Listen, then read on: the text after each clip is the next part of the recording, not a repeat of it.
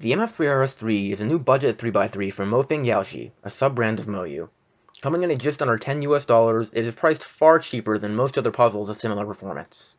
I will be reviewing the non-magnetic version of this puzzle. The magnetic version is available at the Cubicle or Speedcube shop for $15, which in my opinion is still a pretty good price for a top-of-the-line 3x3. Let's start with the specs. The RS3 comes in at 56mm, marginally larger than the global average size for a 3x3 Speedcube. It weighs 84 grams, which is pretty standard, but just slightly heavier than an average non-magnetic puzzle. This gives it a nice sturdy feel. The cube comes in MoYu's new standard half-bright shades, which contrast perfectly whilst keeping the puzzle's vibrant appearance. And for the turning, the MF3RS3 has a very smooth, buttery feeling, which allows for a highly satisfying solving experience. With my tensions, which are admittedly a bit loose, the cube easily corner cuts well over 45 degrees regular, and easily cuts a full P reverse. Out of the box, the RS3 felt very sandy and dry. With a little bit of breaking in, the puzzle becomes surprisingly fast.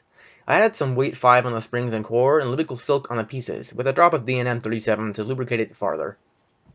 Even without magnets, the puzzle has a slight bump when turning, almost reminiscent of the feeling that, well, magnets give a cube. This gives the RS3 a tactile feel while turning, whilst also retaining its buttery smooth side. The cube is not supersonic by any means. However, it isn't sluggish either. It is on a slightly slower end of the spectrum as far as 3x3s go, but is still easily in the range of optimal turning speed. In the hands, I personally notice a slightly rounded feeling to the puzzle, instead of sharp, like some cubes.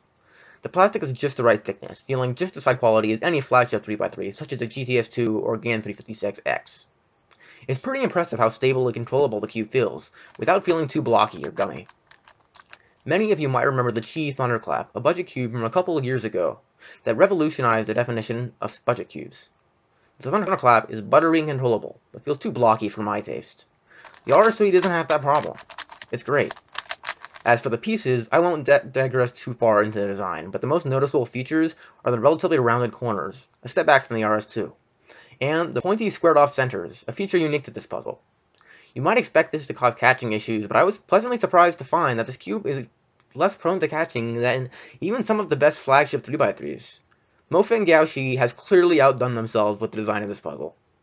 So, to recap, the MF3RS3 is a stable and buttery smooth puzzle, priced at a mere $10, while offering the same performance as a $20 or $30 speed cube. Would I recommend it? Absolutely. It's easily the best non-magnetic puzzle on the market, especially at its price range. The only non-magnetic puzzle that could hold its own against a non-magnetic RS3, at least in my opinion, is the Valk, and I prefer the RS3 over even that. Well, I think that just about sums it up for this full review of the MoFang JiaoShi MF3RS3.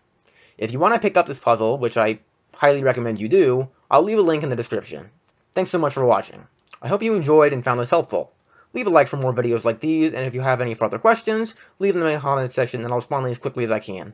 See you later, everybody, and happy cubing!